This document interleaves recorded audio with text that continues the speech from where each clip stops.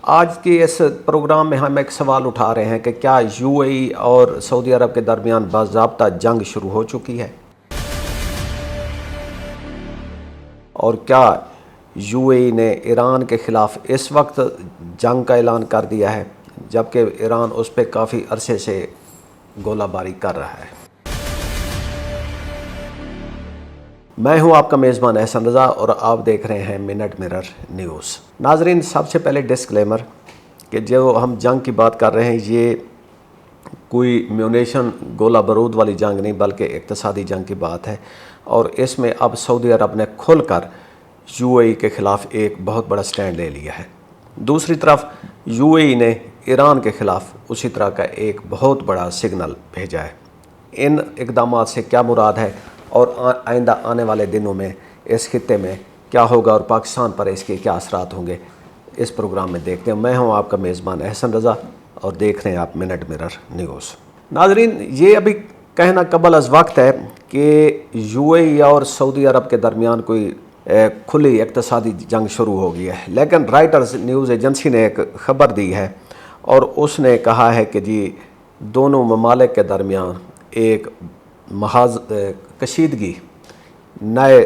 دور شروع ہو گئی ہے۔ رائٹرز نے سعودی عرب کی طرف سے متحدہ عرب امارات جانے والی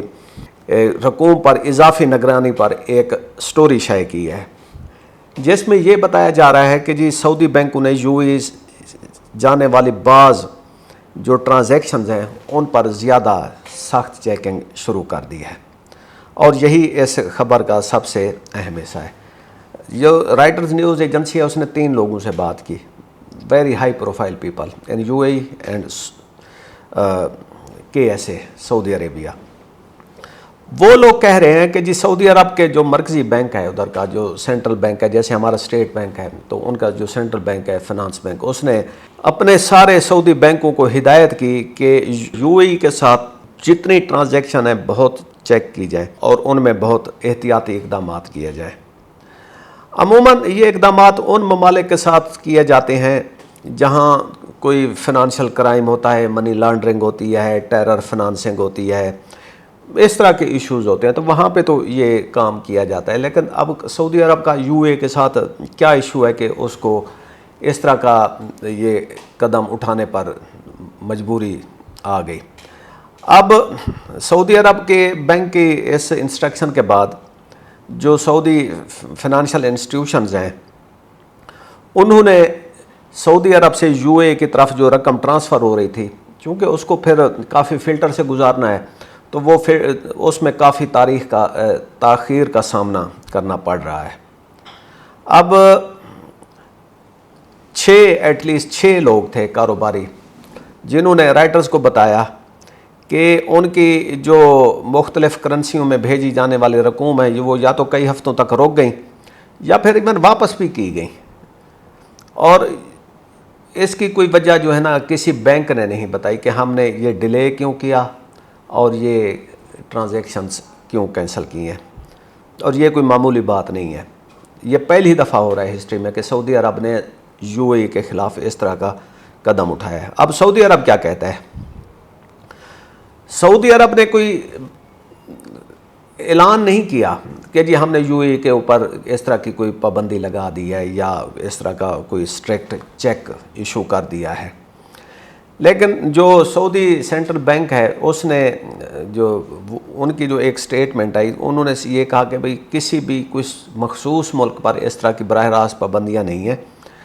اور انہوں نے کہا جی یہ سعودی بینک اپنی روٹین کارروائی کے مطابق منی لانڈرنگ، ٹیرر فنانسنگ اور دوسرے جو فنانشل کرائم ہیں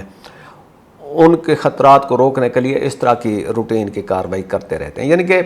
سعودی عرب واضح طور پر یہ نہیں کہہ رہا کہ ہم نے یو اے کو ہائی رسک ملک قرار دے دیا ہے، لیکن جو سٹیپس لیے جا رہے ہیں اس کے مطابق یو اے کو ایک ہائی رسک کنٹری بنا دیا گیا ہے۔ تو اب یہ میسج کیا ہے، اس کی امپلیکیشنز کیا ہیں، یہیں سے کہانی جو ہے نا وہ دلچسپ شروع ہوتی ہے۔ اس میں جو رائٹرز نے بات کی ہے وہ کہتے ہیں کہ جی جو سعودی ذرائع نے ان سے بات کرتے ہوئے یہ جو ایڈیشنل چیکس ہیں وہ یو اے کی لیڈرشپ کو ایک پیغام بھیجا ہے سخت سا، یعنی کہ نرم ہے، سخت ہے لیکن واضح ہے، کہ بھئی سعودی عرب یہ بتانا چاہتا ہے کہ ہمارا علاقہ ایک ہے، کلچر ایک ہے، لیکن مفادات اپنے اپنے ہیں، اور دوستی تو اب ماضی کا قصہ بنتی جا رہی ہے۔ اب ہم تو دیکھتے ہیں کہ جو لوگوں کسی بھی کنٹری کی جو اکنامک پالیسی ہوتی ہے وہ ان کا فارن پالیسی کا بھی حصہ ہوتی ہے۔ اگرچہ یو اے ای اور سعودی عرب ابھی بھی بہت بڑے جو ہے نا ٹریڈ پارٹنر ہیں، لیکن ہم دیکھ رہے ہیں کہ گزشتہ کئی سالوں سے دونوں ممالک کے درمیان کافی سارے ایشوز پر جو اختلافات ہیں وہ اب پردے کے پیچھے نہیں رہے بلکہ کھل کر سامنے آ رہے ہیں۔ ایک وقت تھا جب سعودی عرب اور خلیج یو اے ای جو ہے نا وہ تقریباً انسیپریبل ایک برادر کنٹری سمجھے جاتے تھے، لیکن اب دونوں میں کمپٹیشن بڑھ رہا ہے۔ جب سے سعودی عرب میں آئے ہیں MBS اور یو اے ای میں آئے ہیں MBZ، تب سے جو معاملات ہیں نا وہ ABCD ہو رہے ہیں۔ ہم دیکھ رہے ہیں کہ تیل کی پیداوار کا معاملہ ہو یا علاقائی سیاست ہو، یمن ہو، ایران ہو، اور لیبیا ہو، صومالیہ ہو، ہر جگہ پہ ان دونوں کنٹری کا آپس میں بہت مقابلہ ہے قسم کا۔ اور پہلے یہ فارن لینڈز پہ ایک دوسرے کے خلاف تھے اور کھول کر لڑ رہے تھے، اب معاشی میدان میں بھی یہ ایک دوسرے کے خلاف کھل کر سامنے آ رہے ہیں اور ایک دوسرے کے رائیول بنتے جا رہے ہیں۔ لیکن یو اے ای کچھ کر لے، سعودی عرب ابھی بھی اس خطے میں ایک بہت بڑی فنانشل پاور ہے، اور سعودی عرب جو ہے اس کا جو ریاض ہے اس ادھر انٹرنیشنل کمپنیز کے ہیڈ کوارٹرز آفیسز ہیں ریاض میں، اور وہ کافی سارے ان کو مراد بھی دی جا رہی ہیں کہ وہ ریاض کو ہی اپنا سینٹر بنائیں، نہ کہ یو اے ای کی طرف زیادہ ان کا ٹیلٹ ہو۔ یعنی کہ ہم یہ دیکھ رہے ہیں کہ یو اے ای اور سعودی عرب کے درمیان صرف یہ سرمایہ کاری کا مقابلہ نہیں ہے بلکہ لیڈرشپ کا بھی ایشو سامنے آ رہا ہے۔ ہم دیکھتے ہیں کہ سعودی عرب اسلامک ورلڈ کا لیڈر ہے، بہت بڑی پاور ہے، تو دوسرے مقابلے میں متحدہ عرب امارات جو ہے وہ عالمی تجارت، بینکنگ، ریئل اسٹیٹ، لاجسٹک اور انویسٹمنٹ میں ایک بہت بڑا ہب مانا جاتا ہے۔ دنیا بھر سے جو سرمایہ ہے وہ دبئی آتا ہے، ٹورزم ہب بھی ہے، تو وہاں سے اگر کسی خلیجی ممالک سے یو اے کی طرف جو ٹرانسفر آف منی ہے وہ سلو ہو جائے یا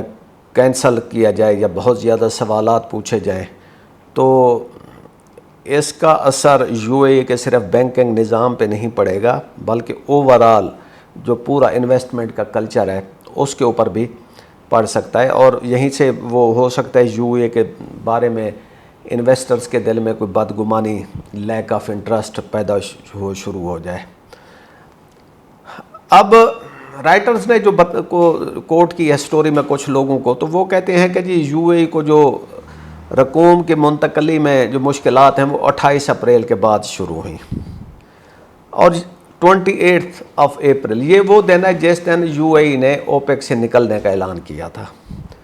تو یہ فیصلہ خاص اہمیت رکھتا ہے کہ اوپیک میں جو سعودی عرب ایک لیڈر سمجھا جاتا ہے، انتہائی انفلوئنشل کنٹری ہے، لیکن اس تیل کی پالیسی سے یو اے ای نے خود کو علیحدہ کر لیا، یعنی کہ ایک طرح اس نے سعودی عرب کی لیڈرشپ سے نکلنے کا فیصلہ کیا تھا 28 اپریل کو۔ اسی دن سے سعودی عرب نے فنانشل چیکس لگانے شروع کر دیے، اور اس کے ذریعے سعودی عرب نے ایک پولیٹیکل میسج بھی دیا، ایک فنانس ریلیٹڈ میسج بھی دیا ہے۔ اب ہم اس کو اگر کہیں کہ جی سعودی عرب اور یو اے کی اکنامک وار شروع ہو گئی ہے، تو میں بھی ہم کہہ سکتے ہیں کہ شروع ہو گئی ہے۔ دوسری طرف ایک اور ڈیولپمنٹ ہوئی ہے کہ یو اے ای نے ایران کے ساتھ اپنے ہر قسم کا فنانشل ٹرانزیکشنز ٹریڈ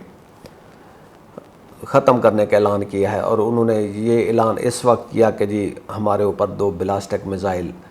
فائر کیے گئے، جن میں سے ایک انٹرنیشنل واٹر میں گرا، ایک ان کی حدود میں گرا، تو انہوں نے اس کے جواب میں یہ قدم اٹھائے۔ ایران نے اپنے طور پر اس بات کو ڈینائی کیا، انہوں نے کہا جی ہم نے یو اے پر کوئی اٹیک نہیں کیا۔ تو اب یہ یو اے کو سمجھنے کی ضرورت ہے کہ یہ اٹیک کہاں سے ہوئے ہیں۔ اور دوسرا،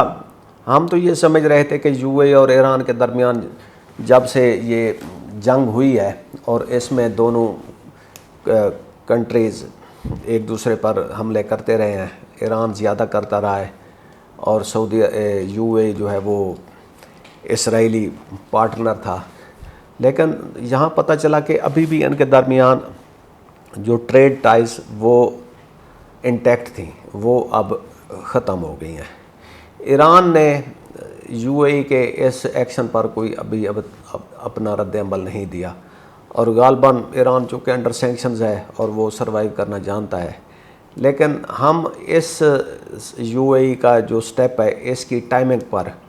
غور کر رہے ہیں کہ یہ ایک ایسے وقت میں آیا ہے جب سعودی عرب یو اے پر پریشر ڈال رہا ہے اور یو اے نے ایران کے خلاف ایک یہ سٹیپ اٹھایا ہے۔